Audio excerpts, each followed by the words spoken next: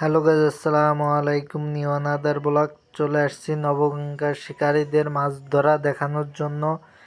আপনারা যা দেখছেন এই ভিডিওর মাধ্যমে আপনাদেরকে দেখানো হবে শিকারীরা কিভাবে নবগঙ্গা নদীতে মাছ ধরতেছে। এটি হচ্ছে নড়াইল জেলা লোহাগড়া থানার কাশীপুর ইউনিয়নের নদী নবগঙ্গা। এইখানে মাছ ধরা চলছে। শিকারীরা এখন কম বেশি মাছ পাচ্ছে।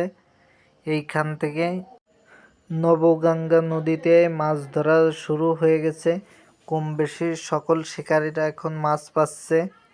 এটি হচ্ছে নদী থেকে কম বাজেটের ভিতরে আপনার 4 করে বোতল কলের মাধ্যমে মাছ ধরা হচ্ছে নদী থেকে। এটি হচ্ছে ছড়গাথা টোপ তৈরি করতেছে। এটি হচ্ছে রুই মাছের জন্য ডিম রুটি এবং উমাচরণের সাদা পাউডারের মাধ্যমে এই টোপটি তৈরি করা হচ্ছে। এই টোপের মাধ্যমে নদী থেকে মাছ ধরা হচ্ছে।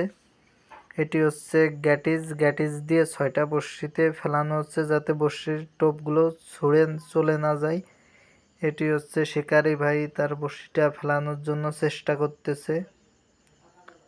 ওই দূরে ফেলিয়ে দিল, সামনে চার আছে পানিতে, ওইখানে আর কি মাছ উঠতেছে।